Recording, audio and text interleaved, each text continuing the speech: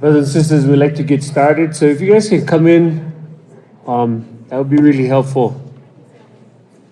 Thank you guys so much for last minute changes in your schedule to allot for some time that we can share some of the things that we've shared in Maui with a group of Polynesian, Native American, and indigenous peoples from all over the place. So I'd like to start off by greeting you, brothers and sisters, aloha. Aloha. All right. If you can't see something on the screen that I'm trying to convey, then please communicate it to me because I'm not looking behind me. But I'd like to have my wife start out by introducing the presentation that we had done in Maui. So on the Siksika Nation, we say uki. It's not as, I don't know, beautiful sounding, I guess, maybe as aloha, but, but it is uki. Yeah. Okay. So a couple weeks ago, I was going to say in bed together, but that doesn't sound good. But we were lying there, and I got this impression, like, tell Rob to call Brian Bowler and say, well, what if you guys presented on Sunday afternoon? And I was like, after Denver, after lunch, most people will leave, so it'll be a small group. Yes. But I also told my husband for the last, bit of time as he was preparing this talk that I wasn't told I had to present. So this is on him. Because all the impression was, tell Rob to tell, and so I was like, yes, got free, like I don't have to present. But then when he came out of the bathroom this morning, looking fine, like this, I was like, hubba, I'm gonna work with him. So, and then after Denver's little spiel, I was like, oh, now I really have to present. And so, we did give this presentation in Maui last March, or this past March, and it was a very interesting experience. We walked in and we got ourselves prepared, and we thought, okay, there'll be plenty of people that'll come in and whatnot, but then only like a few were trickling in, and we're looking at each other and we're like, are you kidding me? Like 20 people? Come on, Lord, you know how much money we spent to get here? Like seriously? But in the end, it all worked out. It was actually, we met some of our friends that came, and from there we were asked to speak at an Adolpho conference, and met some people from New Zealand and asked to come over there. And so, it worked out the way it was supposed to work out. Like I've been learning, this isn't my work, it's the Lord's work, and I just gotta do what he asks. And so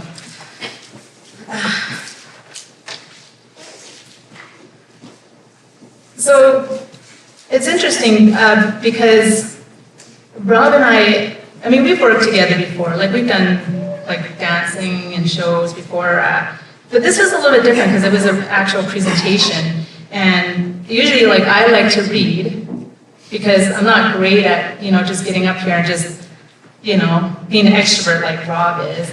And so and my semantic memory sucks. And so to get up and just speak and remember all the words, I just have a problem doing that. But Rob can, get up and just talk and whatnot. So I always tend to read off of the stuff, but we kind of figured out, in order to be able to work with each other, we just kind of have to speak from the heart. So we'll be doing both today. I'll be reading some of this information because I think there's some information that I most likely will forget because, 40 plus after 6 kids, we tend to, lose some of that memory, right? So I'm going to use my dissertation as a foundation to build upon, and some of you might have heard the findings before, but I hope that you can bear with me. Within my findings, there are some truths that I consider very sensitive surrounding the topic of institutionalism. I use extreme caution when addressing them. I ask that you patiently endure the sensitivity of the subject matter. Looking forward to the light at the end of the tunnel. Light is, after all, the subject of equinoxes. And just mind you, it was March 21st that we did this presentation. And so I thought that was interesting how that got all set up and how we were asked to speak on that day. I share my findings only as a background to contrast the topic of light. It is not my intent to offend. I don't expect anyone to pay much attention to me except to provide me a moment to lay out something important. Then you must discern for yourselves if you're going to take it or leave it. Within my presentation, I intend to highlight remnants of truth in varying cultural symbols, specifically the Blackfoot Teepee. I hope to establish a pattern that may free our collective minds from the bondage of institutions. Perhaps it will assist your efforts to search for cultural grand narrative, your cultural grand narrative understanding, or in other words, with the ability to influence. And so we're hoping that with this information that it might help you gain an understanding that before we were influenced by institutions, we did have a lot of truth. I wouldn't necessarily say all the truth, because I don't know. I just know that we have remnants of truth today, and how we could utilize those remnants of truth to find a common ground to be able to talk to others. My dissertation is founded upon a study called The Brain Drain. Millions of dollars are spent to produce an educated population, only to have them recruited away by the conveniences, accessibility, and comforts of more developed economies. As educated people get recruited away, this phenomenon produces a brain drain of brains in an underdeveloped economies. Native tribes have spent millions of dollars to send their people off the reservation to get educated.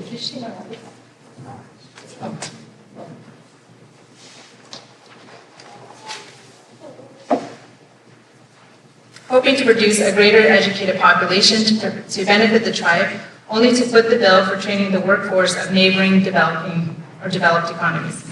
My dissertation focuses on how natives can reverse the effects of brain drain to produce a brain gain. I chose this topic because it lends itself to a solution focus rather than a problem focus. It's much easier to see a problem than it is to persuade or influence a solution, and this is my intent. The method I used was to interview natives who opted to leave the reservation, seeking an education, and returned. They represent the tribe's population of brain gain. They came back. In the interview, I asked them to share their reasons for coming back to suffer the difficult conditions of reservation life. Each independently claimed their reasons for returning, describing relationships. I was not surprised, as it was precisely an outcome I expected. After all, relationships are the foundation of tribes. What was not expected was their uniform response to the last question I asked. What would you recommend to produce a greater returning educated population?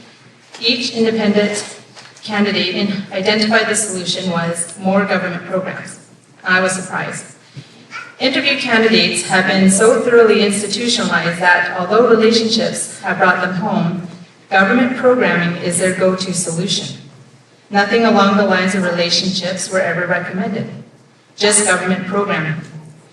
It has been 4 years since I graduated my PhD. I have delivered multiple speeches on this topic, and more has emerged, such that I feel confident it will apply to and benefit all who will hear it.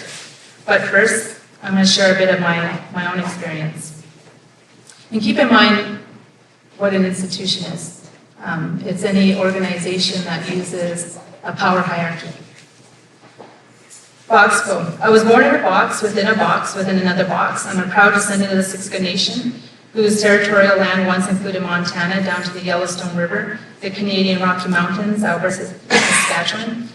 Originally, our people followed their buffalo herds, setting up camp with the summer sun dances, gathering as we needed in the fall, and hunkering down in the winter, looking forward to the next spring hunt. In this condition, our relationships were not only rich, they were also the only means to survive. This was the time before institutional boxes were invented. And keep in mind, the type of system we utilized was a strength-based hierarchy, not a power hierarchy.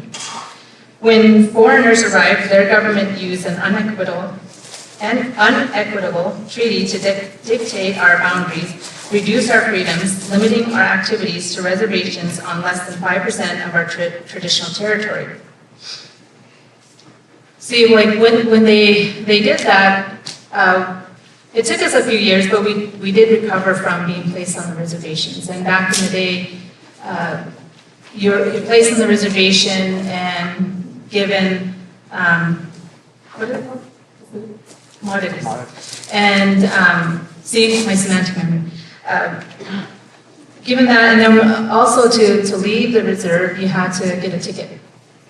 And oftentimes they just wouldn't, because at the time we didn't know they were stealing other land, a lot of our land, especially around Banff, Alberta. And so they put us on these reservations, and we were able to recover. And then they would do other things like limit even some of the land that we were able to use, or limit the animals we were able to kill and whatnot. But again, because we're resourceful, we were able to recover. And that's because we ran a strength-based hierarchy. But it was when we were introduced to that their government system, their institution, that's when we haven't recovered. We haven't been able to recover from that point. And so, because of that, that type of institution, it really separated our tribes, and we have like sister tribes. There's 4 of us, right? So we have Siksika, which is Blackfoot, and then you have Igani and Kainai, which is many chiefs, and then we have Blackfeet in Montana. Interesting thing about the Kainai people with the many chiefs, for a long time I thought they were kind of prideful, like, why? Everyone wants to be a chief, like, seriously? But then I found out from my cousin that wasn't the case. In fact, it was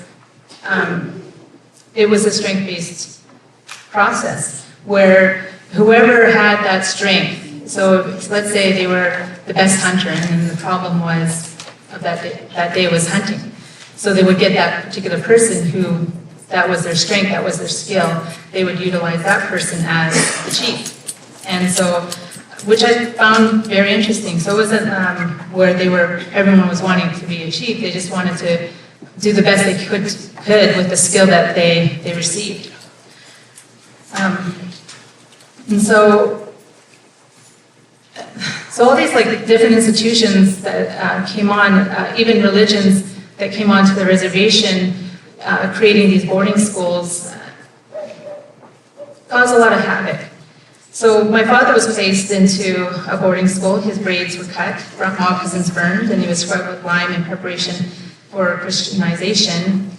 And I don't know if you've heard anything about what's going on in Canada right now, but there's a lot of things coming out where there was a lot of abuse, physical, sexual, unfortunately, emotional, that we're dealing with. And that type of system that we're under, we're still being abused financially and culturally, and we're actually in bondage. And this bondage really creates a difficulty for us to be able to overcome this institutional mindset, because we're forced to utilize their government system, and the government, they force programs on us, and they dictate how much we're able to spend on those particular programs. And whether or not, if we found resources on a reservation, like for instance, oil and gas, like for instance, one time when I was on Chieftain Council, we wanted to purchase a business, but in order to do that, we had to go through multiple layers of government to get a yes from them and permission from them. And by the time that happened, To use their own money. Yeah, permission to use their own money, the business deal was gone because they just took forever. And so a lot of people, I understand that type of system. I hear people say, well, why don't you just get over it? And I'm like, well, you try getting over bondage that you've been under for the last, 100 years and see how well you fare. And then also at the time, back in the day, many women were misdiagnosed. Like for instance, my mom, she was misdiagnosed with TB. And also, there were times where doctors tricked the women into doing medical procedures that removed their uterus so that they were unable to have babies. During this generation, the Blackfoot language and culture suffered huge losses, as speaking Blackfoot was cause for being beaten. Our tribal name Siksika literally means the people of the land, or the real people of the land. However, we have not been removed from most of our, however, we have not only been removed from most of our land, cultural genocide has left us ignorant of the land we once knew. In this generation, we have been left desolate, meaning unable to govern our own affairs, and we have become subjects to the federal government of Canada. And just to give you a little bit of an understanding of our culture, our language, unfortunately, I don't speak Blackfoot because my parents were afraid that I would get beat for speaking it, so they chose not to teach me, and a lot of my peers as well don't speak it. It is, it is being restored at this time. So with the Blackfoot language, one word could actually mean a whole story. And so when you say that one word, a person's mind can think of a whole concept. And so when you try to translate Blackfoot into English, you lose a lot of meaning. And that the language was our culture, and that culture basically tapped us into the power of creation. And so we were once connected to the animals. We were once connected to the land, the trees, the rivers, the rocks, the sky, the stars. We were once connected to that power, but once we were told that our system was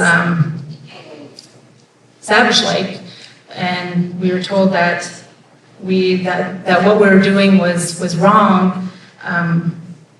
Unfortunately, like a lot of the societies had to go underground, and a lot of that information kind of got lost. And which is unfortunate, because I think that kind of information really can elevate and restore people.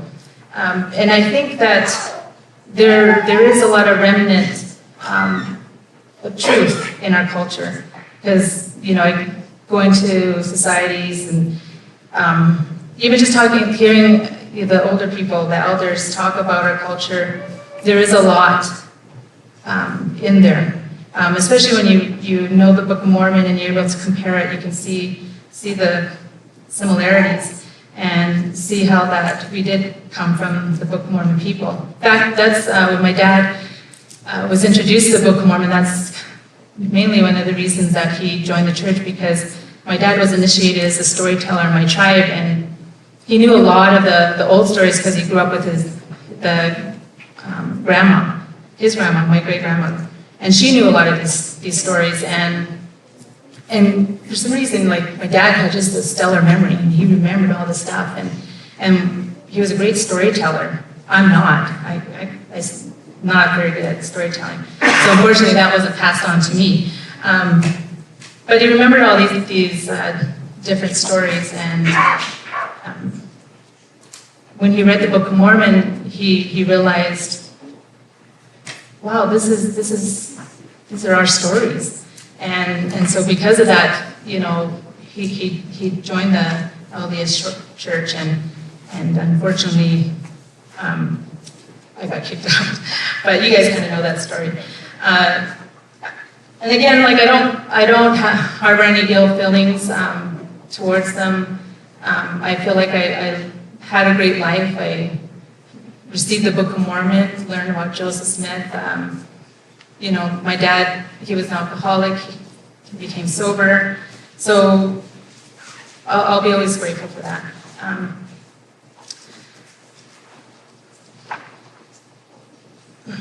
So peace ought to be the viable option to indigenous people who were once connected to one another, the earth and the heavens. Remnants of truth still exist in our cultures, pointing our minds to a grand knowledge that once animated us, providing peace and unity within our people, capable of putting chaos into order.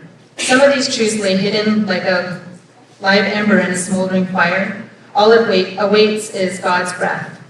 I'll point out a few of these hidden remnants of truth, or I'm going to actually turn the time over to Rob because he has awesome artistic skills, and he has a great memory. So I think, I'll let him describe all these different cultural symbols and concepts, and then if he wants me to jump in later, that's fine.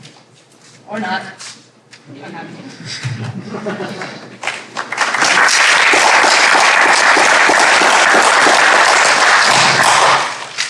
So my wife's dissertation had a lot to do with the movement that we're currently involved in. And whether or not you know it, it's the case for you too. What you're going to face whenever you face any kind of person, whether they are of native blood or of non-native blood who are still remnant. See, as we know, the remnant has been so spread out that within all of us there can be remnant blood inside of you. And so what you're going to face is what she's faced in her dissertation.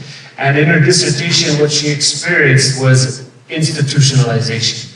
When you look at why they go home, now when I say go home, go back to the reservation. Some of those reservations have no water, no running water, so they have to haul their water in.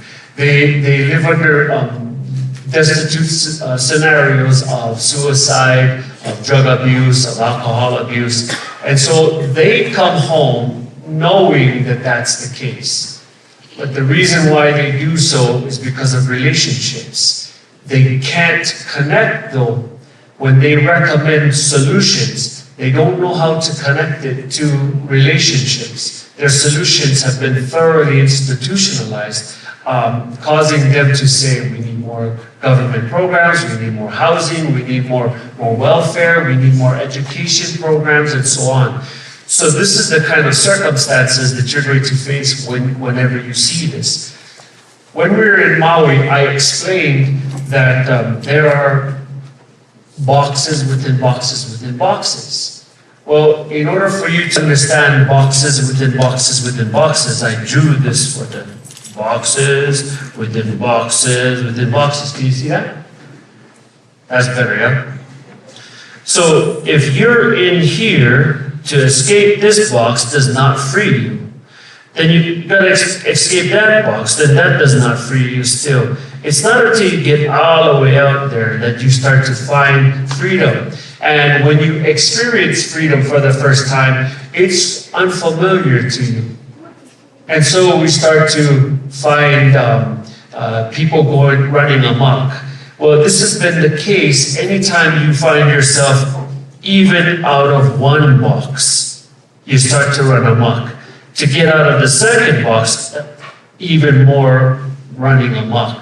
And so what we've tried to explain is that there are remnants of truth inside of our cultures that can restore us to these knowledge, these ancient knowledge.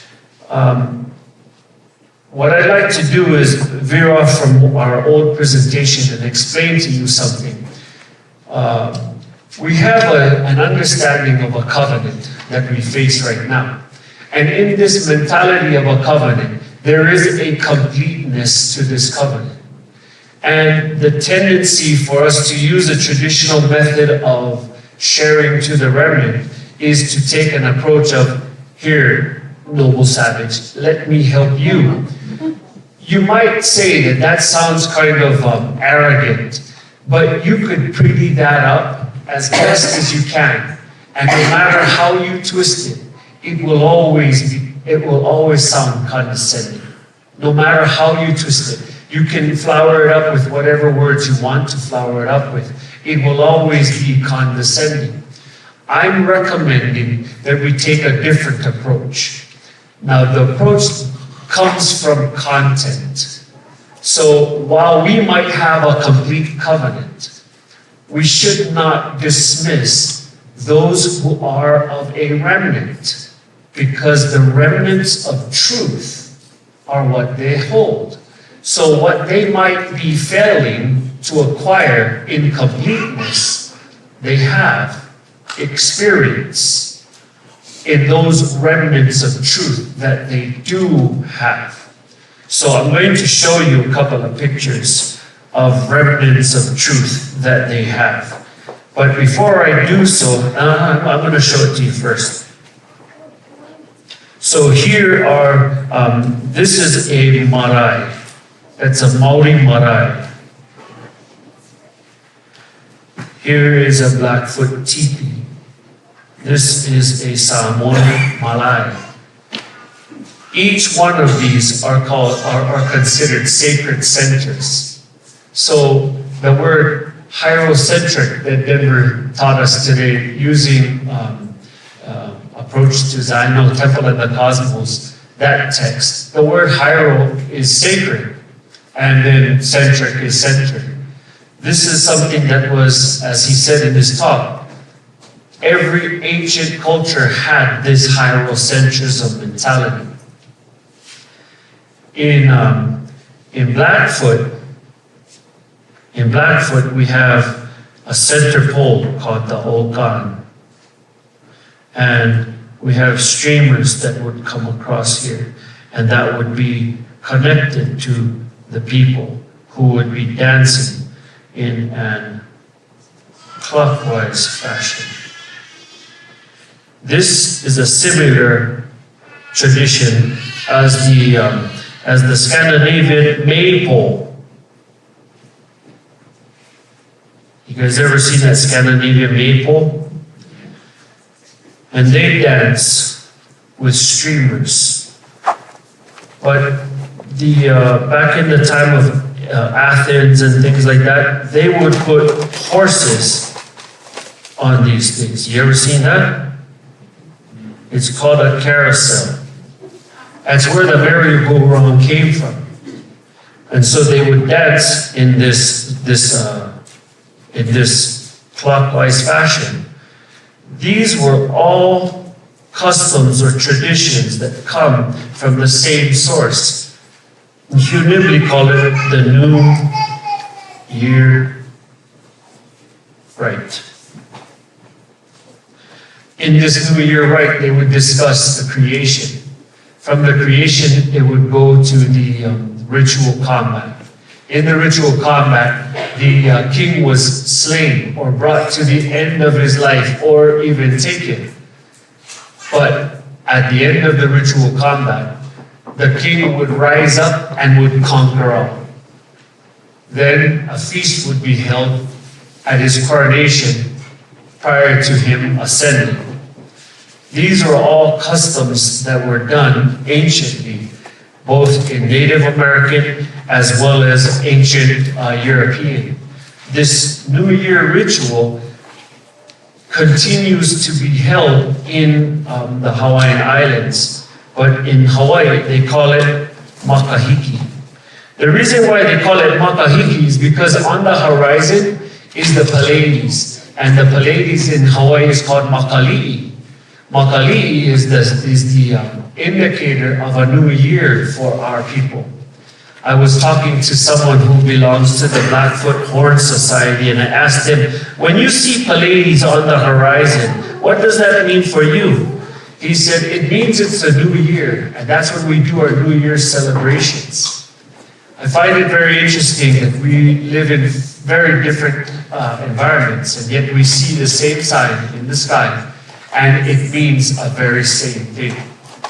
Now, one of these New Year rituals, these New Year rites, you might recognize it.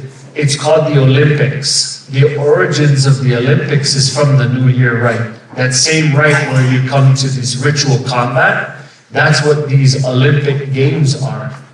It's ritual combat. So in Hawaii, on the makahiki, when the star Makali'i rises up, or the Pleiades rises up on the horizon, that indicates a new year for us, for a time for us to celebrate the rule of the king.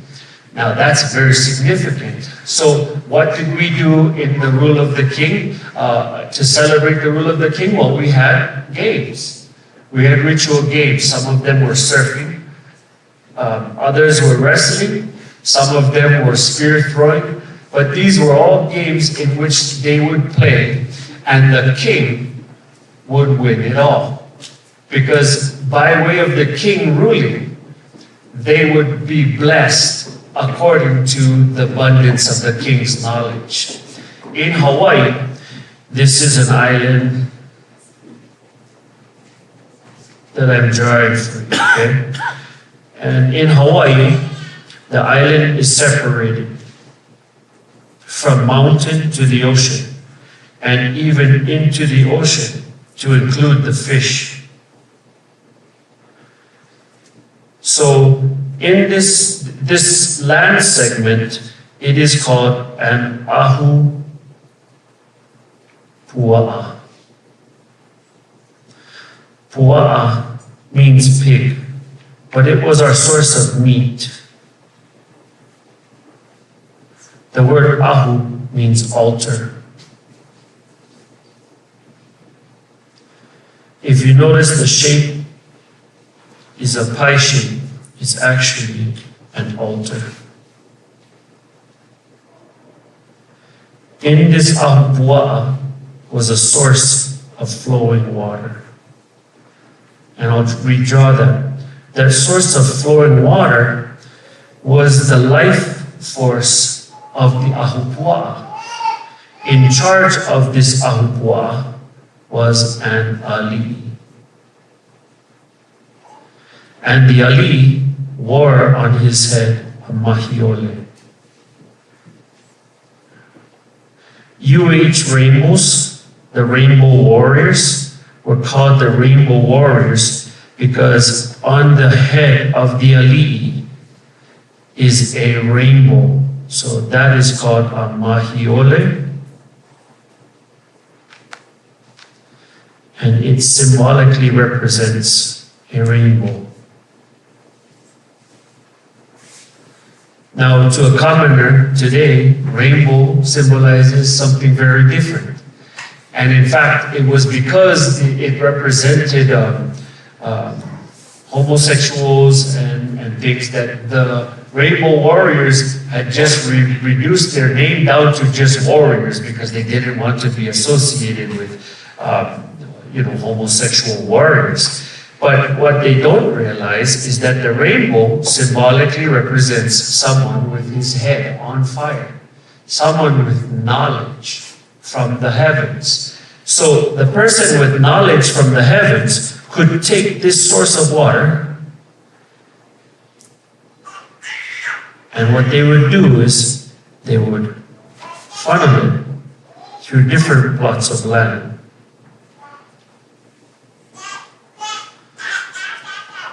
And share that water. Sometimes they would have taro patches at the higher lands.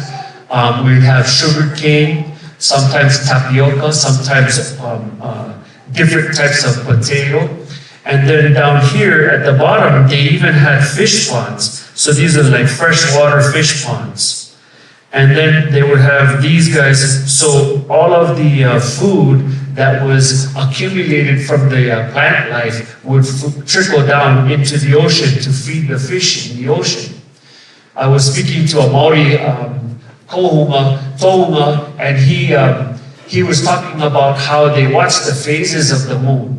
And they could tell when it was the best time to fish and when it was the worst time to fish. He saw these young boys going out to fish, and he says, "Brother, you're not going to catch any fish today."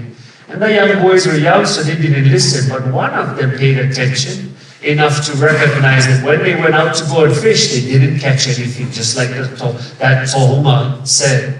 So he goes back to this Tohunga and says, "How come I didn't catch any fish?" He says, "Because there are certain times for you to fish. You need to learn the phases of the moon. Because of the phases of the moon, you know when the fish will bite." The next time he says, "Okay, then if you tell me when to fish, then I'll go and fish when you tell me." The next time that the moon phase was correct, he told them to go out and fish. Sure enough, he caught fish. He says, "Then you need to tell me how to always fish." So this Tohunga taught him when not to fish. He taught him when to fish. He taught him when it was time for him to feed the fish instead of taking fish. So this was called a time of reciprocity. And so by living in that flow of natural environment, this young man became the tribe's best fisherman. This is the concept of an Ali. A true Ali with a rainbow on his head is one whose head is on fire because he has the knowledge of the heavens. So in this Ahupua, if this was a good Ali, this would be a fruitful altar. Or in other words, this altar was all of the fruits of the land. That's a good offering. That is a good Ali.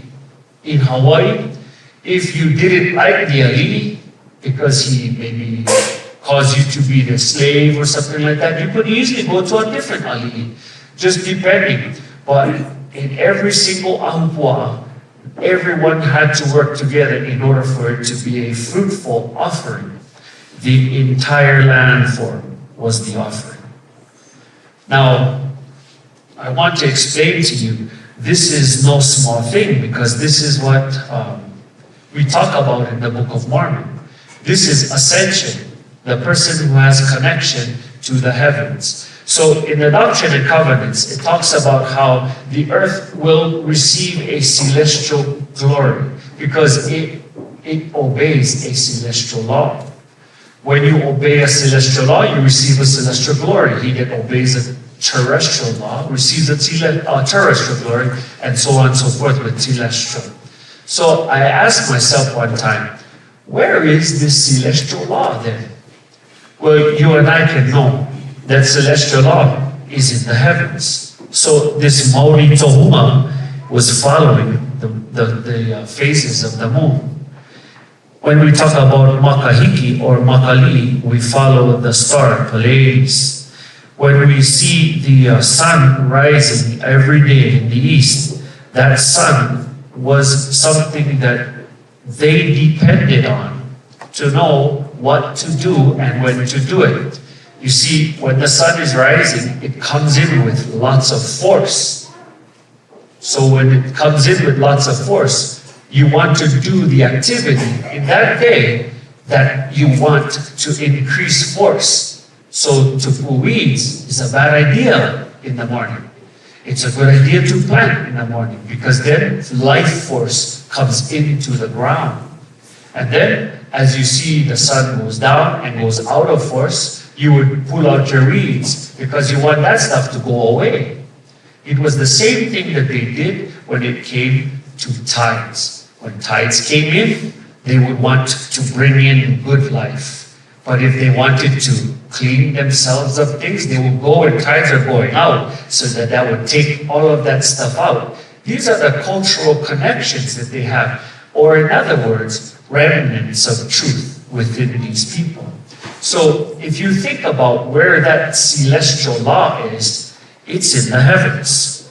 These lights in the firmament. That's the reason why the earth will receive a celestial glory, because she has not forgotten that law in the heavens. Well, that would be a celestial law. If you don't remember the celestial law, if you're like me right now, having been scattered, okay, my wife described how Native people have lost their language. What was the condition of their language in Blackfoot, Siksika, was the same thing with our language in Hawaii. My parents and my grandparents were beaten for speaking Hawaiian, so my parents don't know their own language. We don't know our own language. We've been disconnected from our language. And now there's a resurgence that she was talking about of that language. However, with this resurgence, we have a problem. You see, what do you say for computer in ancient Hawaii? Right? Or iPad, or iPhone. Now you know how connected we are with these digital devices. So when we go back, it seems like even though our languages may be coming back with a resurgence, now we have to say kind of like the Japanese say, computer desu, right? It becomes decayed from the inside. So we might be able to find a new word for computer or iPad, but where is it grounded, or where is it rooted to anything? If you remember the brother of Jared at the Tower of Babel, the first thing he requested of the Lord was to preserve his language.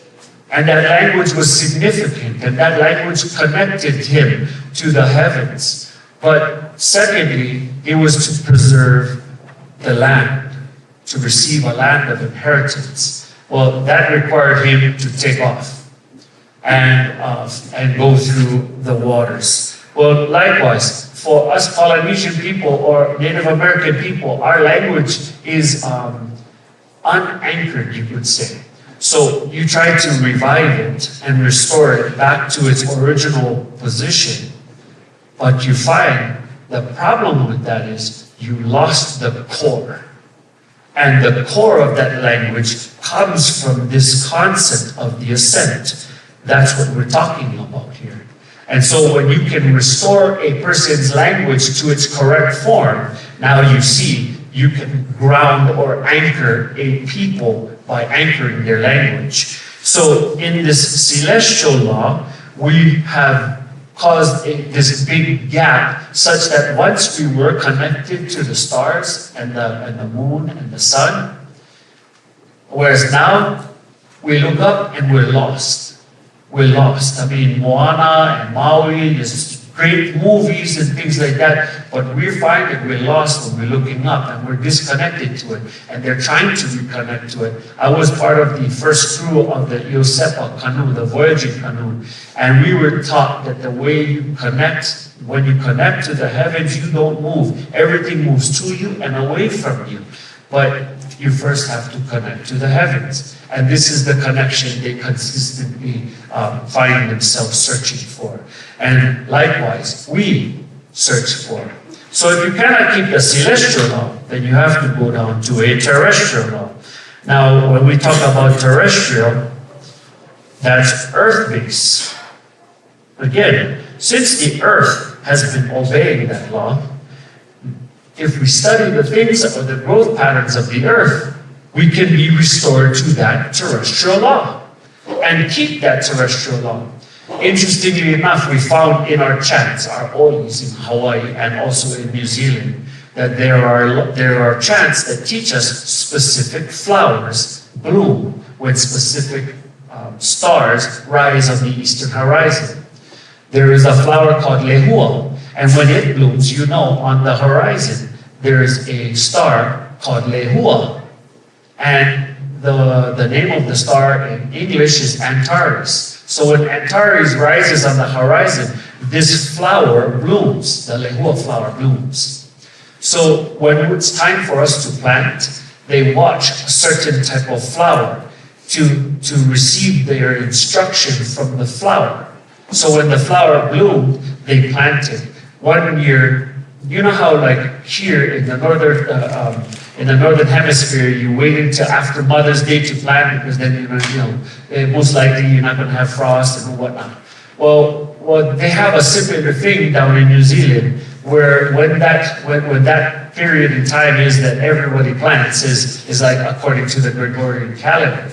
Well, these Maui people had waited for this certain blossom to bloom, and when that blossom bloomed months early, which was crazy because you're in winter still, they listened to the flower and they planted. That year they had a double crop, and each crop was far greater and more abundant than the single crop of everybody else's crops. This is an indication of the type of humility required of us to listen to the earth, so that even a little flower can tell us and indicate or instruct us, and we can be able to benefit and produce greater abundance because of our humility. Well, that's what's required with the terrestrial law. But if we're not familiar with growing and how these things work very well, in fact, Denver talked about pretty much killing all of his plants, right? If we find ourselves struggling with that, then what we're left to do is listen to a telestial law. And this celestial law is a law of man, where we actually come to live in peace. At least we can live in peace. So if we can live in peace, remember boxes within boxes? If we can live in peace in the celestial, there's a higher chance that the earth will teach us the terrestrial. And if we can listen to the humility of bugs that teach us, or cocoons, or butterflies, or flowers that bloom, then we can probably learn the celestial. And when we can learn the celestial, that can provide us with an ascent experience. Okay, so this is a foundational point in which I want to turn to the story of Moses. So this is two pictures that I drew of Moses. I don't know if Moses is bald, but I heard he is. He probably has a beard too. But this first picture obviously is Moses parting the Red Sea and walking through on dry ground, right? We have behind him the pyramid. And as I was drawing this, I was thinking, recently we heard in a podcast that Enoch had the power to break mountains and to dry up rivers and to turn things upstream like this, right? And in my mind, I was thinking as I was drawing this, why would you ever want to break a mountain?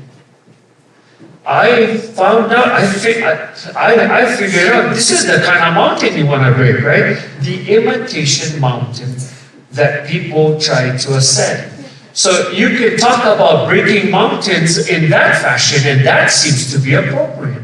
You can break mountains such as institutionalization mountains, or large and spacious building mountains. And so this is just my thinking. That's Robertism, right? And then parting waters have always been associated with this kind of scenario here, walking through a dry ground. So now you get the children of Israel down below on the second picture, the children of Israel down below, and Moses wanted them to come up on top of the mountain. So I was looking at this and I remembered the Hebrew, the tabernacle. So if you remember the tabernacle has this and this, like that, yeah? And then we have here the outer court. Then you have the inner court. Then you have the holy place. And then you have the Holy of Holies. Inside the holy place is an altar. Inside the inner court, you have this horned fire. And this altar. Okay, good. And so because the children of Israel refused to climb up the mountain, they were cursed to wander in the wilderness for 40 years. So Moses gave them this tabernacle. And in this tabernacle, they part through the Red Sea. Yeah, baptism brings them through here. And then they come into the holy place. And that's the mountain. So I'm going to draw a mountain like that, yeah? And then on the top of the mountain is the Holy of Holies. So let's go back to this guy here.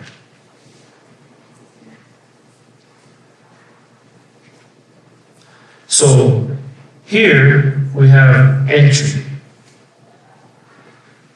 into the inner court. Here, they're in the inner court. Here they're in the inner court. Then you have the mountain being the holy place. And on the top of the mountain is the Holy of Holies. Okay? Isaiah refers to this as being someone on the watchtower, right? And he talks about the hedges being raised up to protect those who are within the vineyard. So if we go back to this, this model that Moses left them, here you come through baptism. Then you come into the mountain of the Lord, the house of God, right? And then here you go into the Holy of Holies.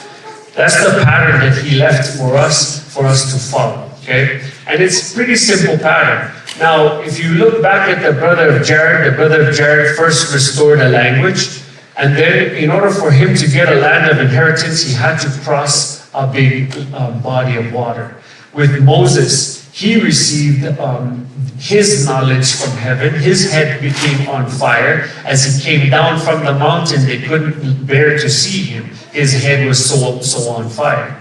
He restored a knowledge. He brought people through the Red Sea, but they didn't go up. Well, Joshua then had to go through the River Jordan. He had to pass through that River Jordan in order to inhabit the land of inheritance. Nephi had to cross through the ocean in order for him to get the land of inheritance in this promised land.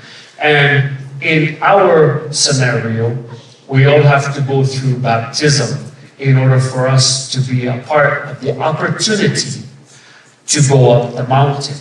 Now, if you remember in Denver's parables, the Lord brings you to the base of the mountain and tells you, wait there, listen for my instructions, right? And some people, they see the glory in the top of the mountains of the fathers, right?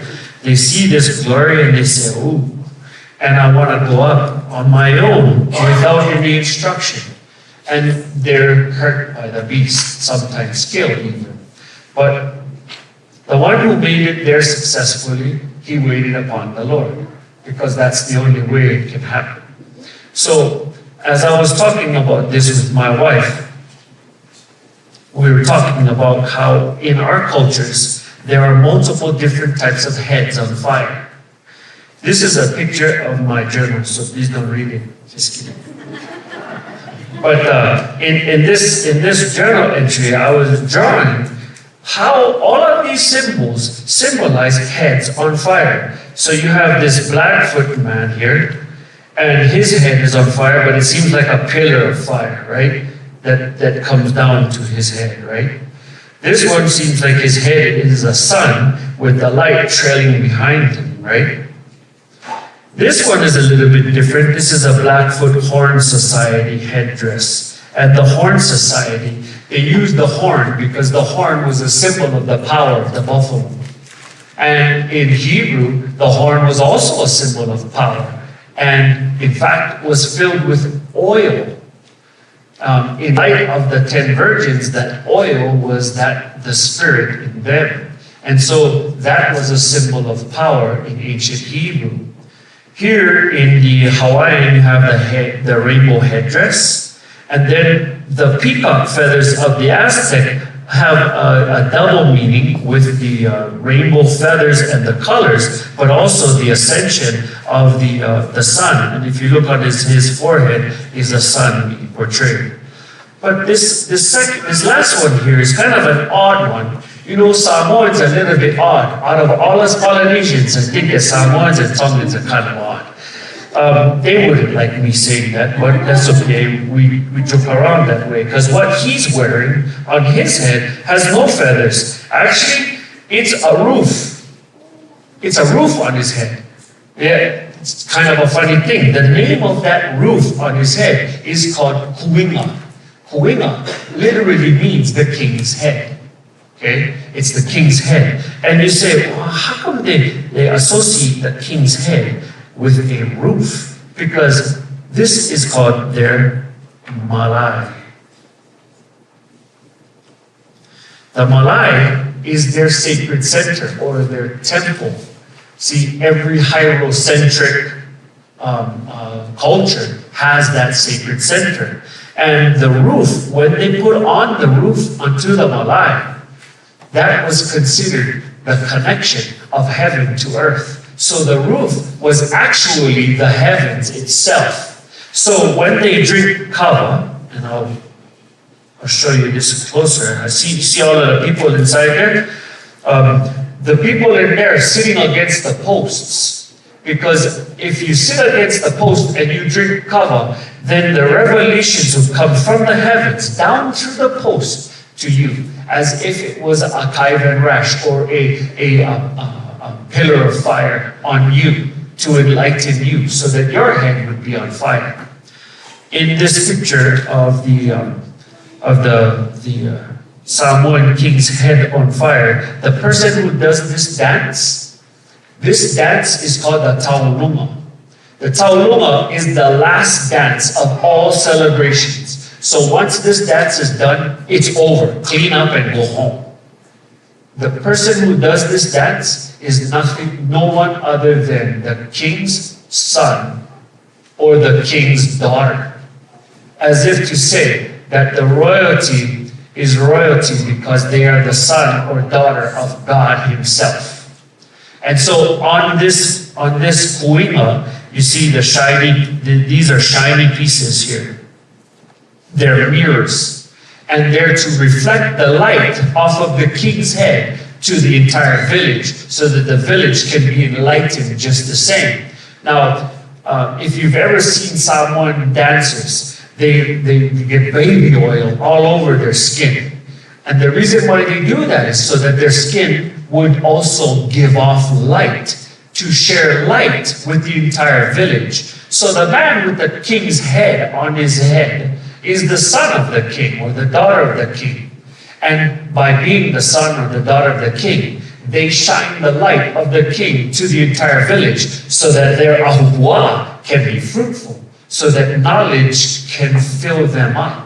And this is the dance that they have. Now, my niece is married to a Samoan, and we ask their daughters and things. They're culturally based. We live in the Polynesian Culture Center, capital of all of Oahu. We live there in Laie and Haula area, okay? And so I grew up dancing in the Polynesian Culture Center. And so I asked them, we've been dancing these dances forever. I asked them, do you know what the taulunga is? Oh yeah, of course. We have competitions of taulunga dances all the time. And so do you know what the headpiece is named? Oh no. I says, his name Kuinga. Oh yeah, that's right, Kuinga. And I says, do you know what that means? No, I have no idea. It means the king's head. Really? Yeah, it's the king's head. Do you know why you wear the king's head? No. Because the person doing the dance is the son or the daughter of the king, the taupo or the mamaya. Oh yeah, that's true. They know that part. And then I say, but you know why they do that? Because that head represents the center, the roof of their sacred center. Really?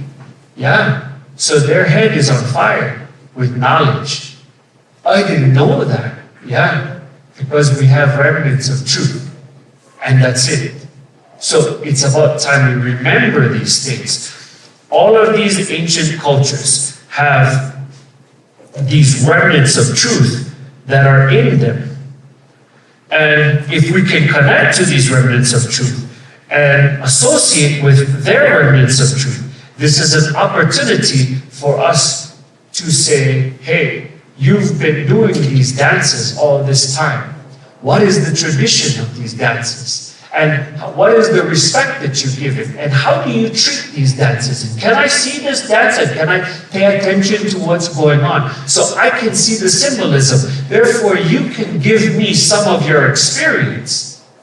And perhaps, if there's a relationship, I can share with you some of my completeness. I'm going to show you another one. This is called the Maui Marae. It's kind of interesting, you see the Malay, yeah, because we're all family in the Polynesian cultures. That's why you see it, oh yeah, that's Uncle so-and-so, oh yeah, that's your cousin, and we really don't even know how you're connected, because that's Polynesian for you. But here you have a Marae, and the Marae is facing east. And you see this guy's face right here? It seems like he's really angry, sticking out his tongue, like that, right? Yeah, well, The marae is supposed to consume you. It's supposed to eat you. So in other words, to become flesh of my flesh, bone of my bone, God must consume you. He must partake of you so that you become the very flesh of his flesh and bone of his bone. This is considered as atonement.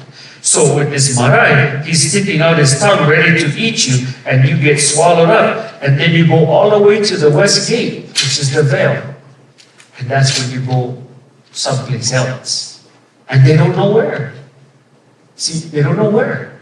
Where? So that's when they do a haka for you as you depart this world, right? You see the hakas on the television, right?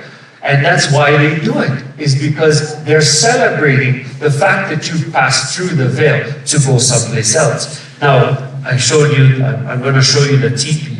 The Blackfoot teepee is interesting, yeah? So I've drawn next to the Blackfoot teepee the tabernacle. But let me explain to you the 4 stages of this thing. Before I go in to explain to you the 4 stages of this teepee, I want to ask you if you know the difference between a clean and an unclean animal.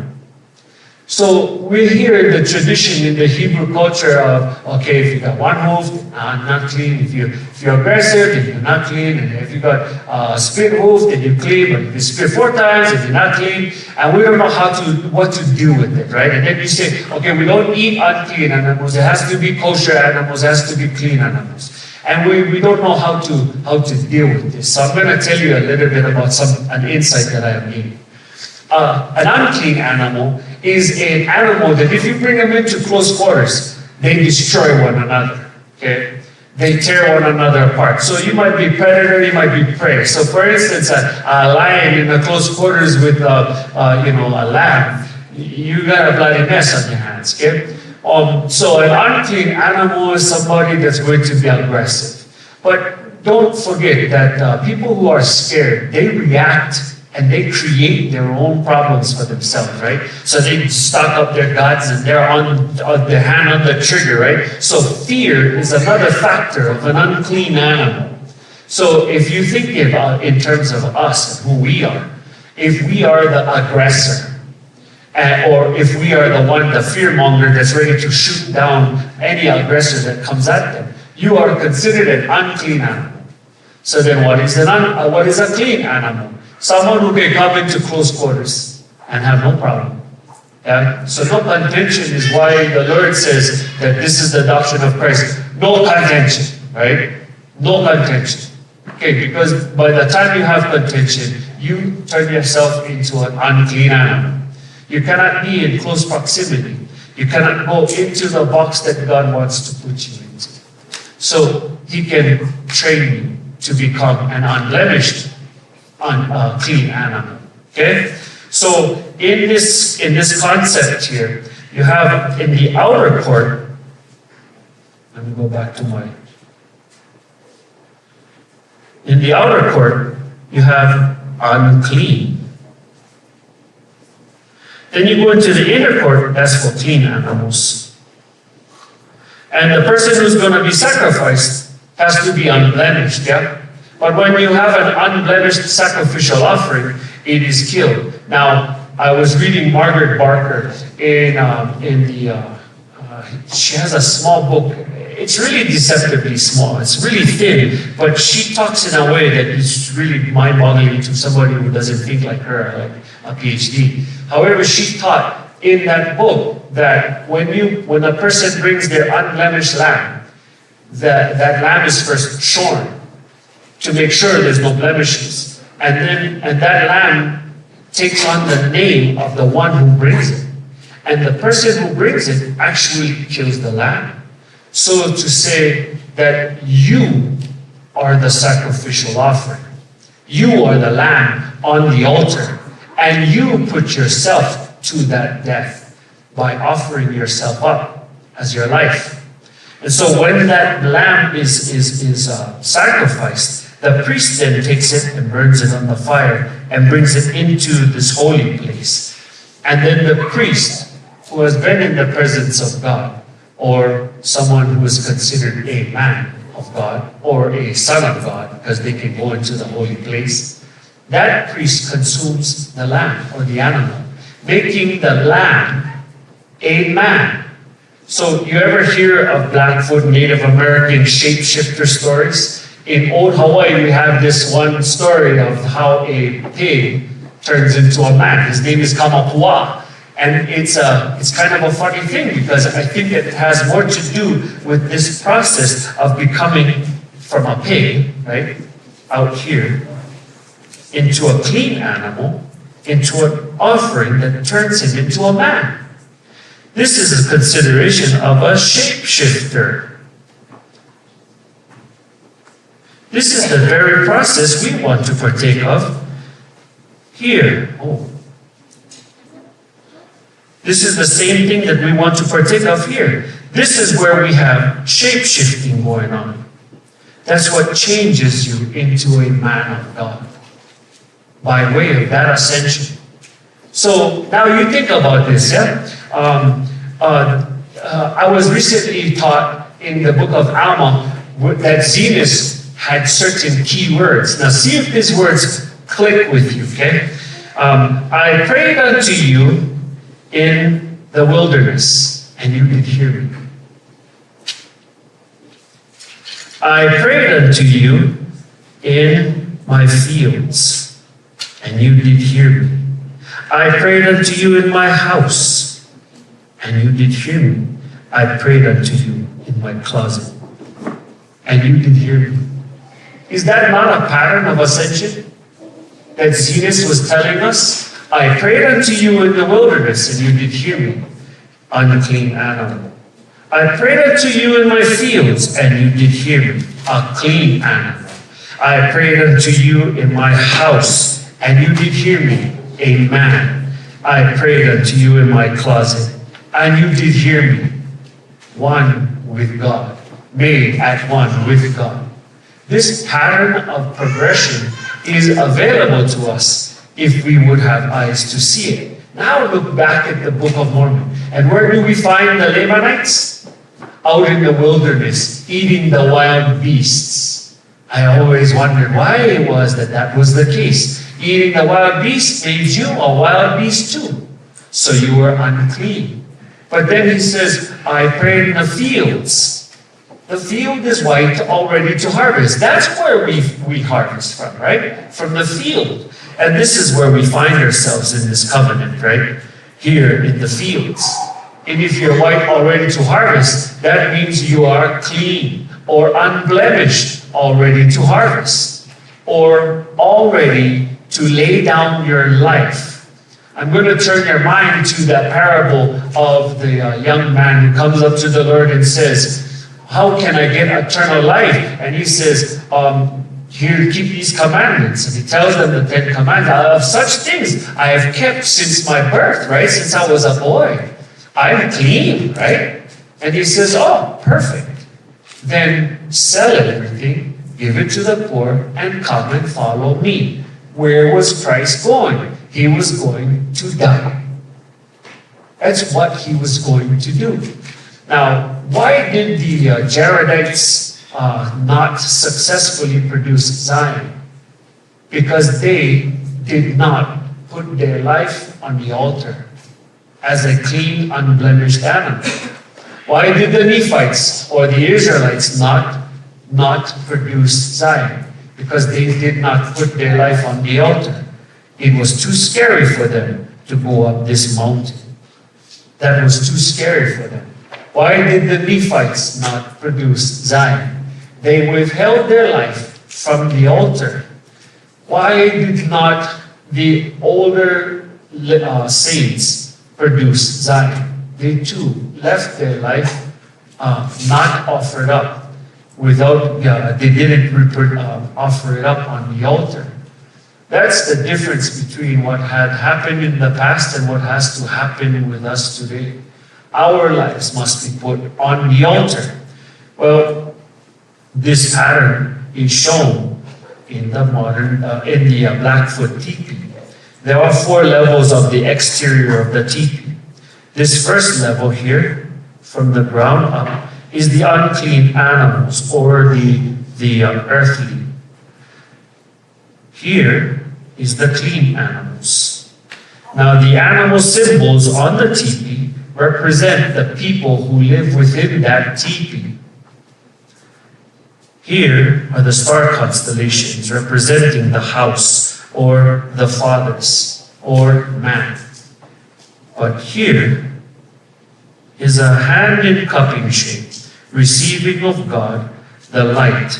And just like the Samoan Malay, the light travels down the teepee poles in this cup up here into the teepee, which is called the womb. And that's the reason why it's the woman who is in charge of the teepee, not the man. The woman, she's the one that does all the teepee work. Now, the reason why, the difference between a woman and a man is a womb. That's the difference between a woman and a man. You'll never find a man with a womb. That's why it's a womb man, right? You think that that's just a little, no, that's for real. It's for real. That's why they're called a womb man, because they have a womb. And this is the reason why. Inside of the womb, or this egg, in ancient cultures they call it omphalos, right? Inside of this womb, inside of this teepee, the first thing you do is you enter into the teepee from the east. And it's symbolic, right? The teepee faces the east. And then the teepee protocol is you never ever go counterclockwise, you always go clockwise. So if you go clockwise, you first pass the fire, next you pass an altar, and in every teepee there's an incense altar in it. Every proper teepee has an incense altar. And then there's kind of a curtain here for privacy for the wedding chambers, because that's where the man and woman of that teepee, they reside there, in their holy of holies, at the west side of the teepee. So then you go and exit, going clockwise, just the same. Well, funny thing is, you go into this tabernacle, the Hebrew tabernacle, the first thing you pass is a fire. Second thing you pass is an altar. Then you go into the Holy of Holies. And remember, Biblia says that whenever you see an angel standing on the right side of the altar, looking at the altar, you know they have come in from the heavens, right? They just come from the heavens. Because that's how you travel. You come from the Holy of Holies outwards, back past the altar, on the right side of the altar. So here you have a perfect example of how these traditions have been kept alive. But let me ask you this, did they know it? No, because they're incomplete. Of course, they've been scattered. Scattered means gaps, lacuna, problems with this picture. So guess what we do when we have gaps in our stories? We make the crap up. That's what we do. That's what we do. So you ask them, why did you do this? Well, because, my uncle and my grandfather, and then they start, and to give it credibility, this is a typical thing, to give it credibility, we start to talk like this. Long ago, my father, he counseled us in the way we should go. He said, turn right at the coffee shop. And we talk slow, and that somehow makes it legitimate, right? It doesn't make it legitimate at all. It just tells me you're ignorant of what it really means. And this is the thing that can be benefited. Now, I'm going to tell you this. I've been to a sweat lodge.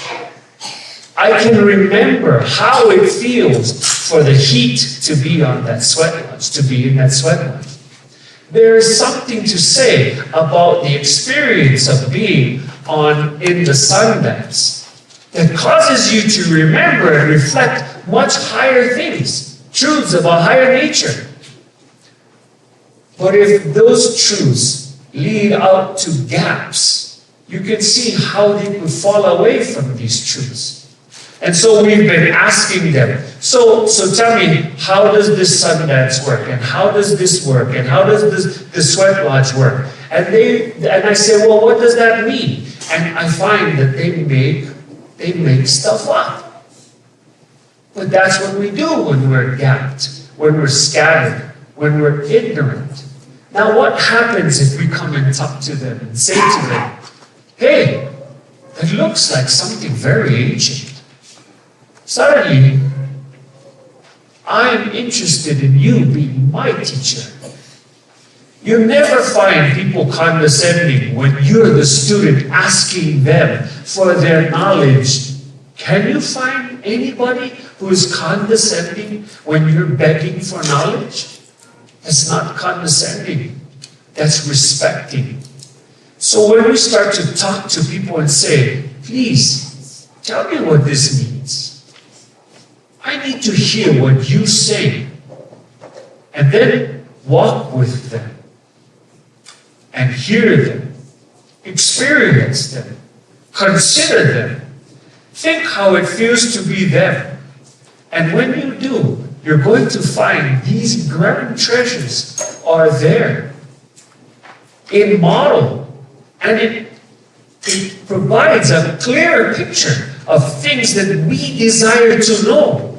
There is no coincidence that this teepee is in the shape of a mountain. There's no coincidence. It's not accidental.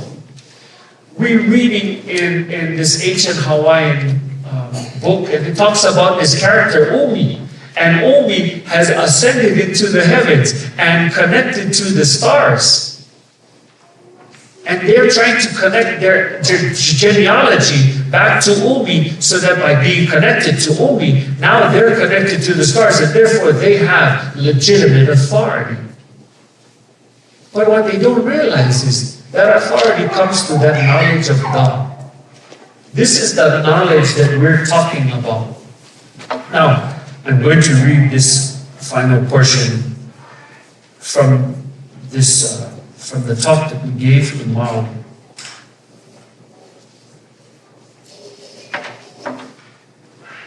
Let's not get confused between the terms religion and spirituality. A person can be spiritual and not religious, or they can be religious but not spiritual.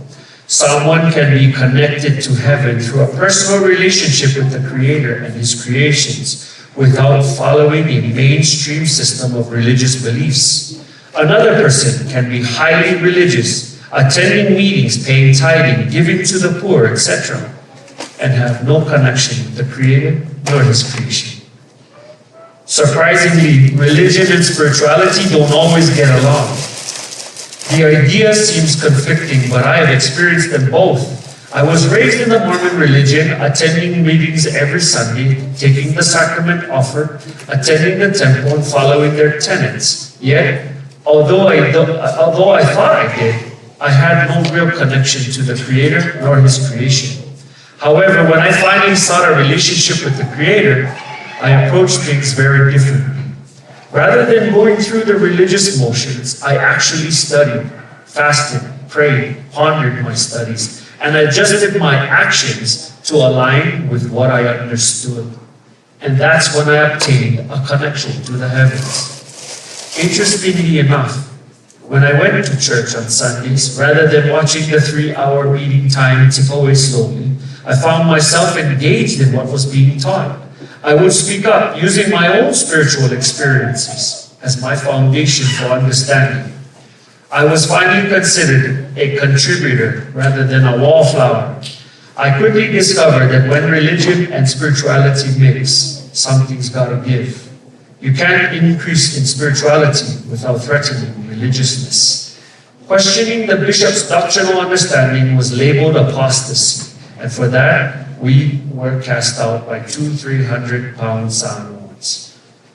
Religion is often threatened by real spirituality. Please don't think that I am anti-religion. I am not. I have no animosity towards Mormons, Baptists, Methodists, or the like. Truth is, religion presented me with the necessary material for my spiritual growth. Each person's path is significantly tailored for their own growth. I only recommend the path of the teepee, one traveling in a clockwise direction, one that produces an ascent to the heavens. The Hawaiian philosophy of Papaku Makavalu is an earnest effort for spirituality. Papaku Makavalu means to look at things 8 different ways, to see it 8 different levels deep, to look at your olis, to look at your chants, to look at your pules or your prayers, 8 different levels deep to see the depth of those things there. The Hawaiian philosophy, Papaku Makavalu, is an earnest effort of spirituality, free from religion. The principle of Papaku Makavalu is to dig 8 layers deep in order to uncover greater hidden instructions. Their ultimate objective is to connect to ancestors all the way back until they literally connect to the stars. Connecting to the stars is tied to command over the elements, responsible for the stewardship of keeping order and peace. The effort to collect these truths and connect to the stars is no small effort, requiring extreme focus, leaving no stone unturned. Oftentimes, sincere seekers disgruntled by religionists mistaken ancient scriptural text as irrelevant. Scriptures are too often tied to a religious institutional box, when few religionists have ever taken the time to do the labor of digging 8 layers deep into scriptures. Scriptures require the earnest seeker to not only read the words on the page, but also to obtain personal revelation or God's breath of life to understand it. There is a lot of scriptural text, all pointing to grand knowledge, ascent, and stewardship. Some of them include the pseudepigrapha, Nag Hammadi, Dead Sea Scrolls, ancient Egyptian texts, etc. I have spent over 6 years studying such ancient texts, finding symbolisms that reflect my own experiences in Blackfoot and Hawaiian culture. It has provided patterns to these things, to see things within my own culture that validated these truths that have been cast aside and considered as not. Digging 8 layers deep is to uncover or reveal hidden truths. That is revelation. What is revealed is nothing short of revelation. The Papaku Makavalu team has made a tremendous effort to search their chants, within which they have uncovered applicable instruction, unveiling an endowment even, intended to connect to the stars. Truth can be found in all people. Scriptures have remained hidden in plain sight, having been preserved by our ignorance. They are like embers awaiting the breath of life to reignite us. 5 years ago, a heiau, or an altar, was found in my hometown of Haula. My father went to see it and exclaimed, "I used to climb on those stones to pick mango. I never knew it was an altar." They were always covered by hau bushes.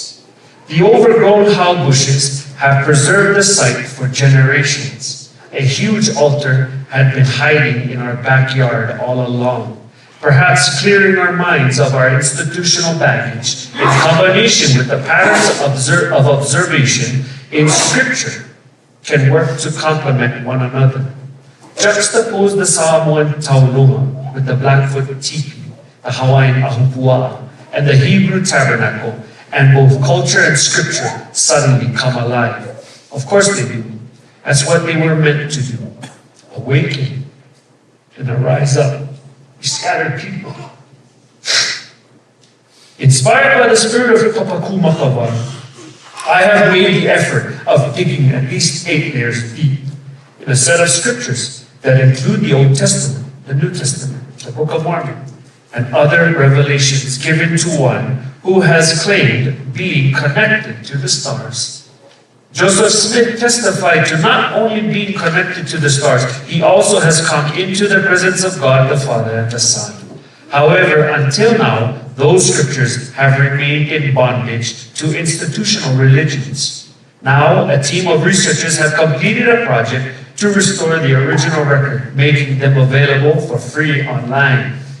These records are filled with the patterns I have identified within our cultures above. Within it, the grand knowledge, symbolized by Native American headdresses, the Hawaiian mahiole, the Samoan kuinga, And the grand knowledge is represented by a book of life. It teaches using the same methods as Polynesians, Native Americans, and South Americans, using stories couched in deep symbolism. It was written directly to us for this day because the remnants of truth from our culture can unlock and recognize certain patterns of the book that others are unable to see. Blackfoot are resourceful people. When initially put on reservations, we governed ourselves. We learned and adapted and temporarily escaped the trap of foreign boxes. As long as we governed ourselves, we could not be kept in boxes. However, when we were forced into boarding schools and required to subject ourselves to foreign government programs, we were unable to recover. When we governed ourselves, the esoteric mattered, spirituality mattered, relationships mattered. Foreigners could change our external circumstances, but they could not keep us down for long.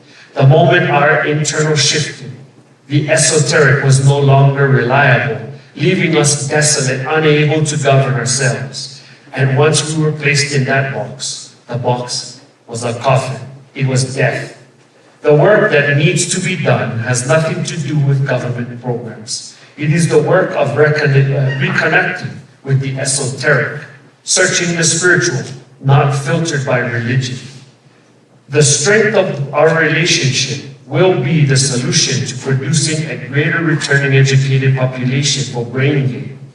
Government programs can never produce relationships. They are our responsibility. Relationships divide in darkness, but unite in light. Light attracts more light. Within our diverse cultures, remnants of light exist if we have developed ears that hear and eyes that see, and only then. Scriptures are not the slaves of religion. They stand alone as a testimony of ascension, written by men who have ascended and connected to the stars. Within Scripture are patterns that endure all space and time. Those patterns, when combined with our cultures, will become embers, reignited by the breath of life. It will assist your efforts to search for your cultural grand narrative with power, or in other words, with the ability to influence, and then allow the truth to restore you as a people undivided. In the name of Jesus Christ, amen.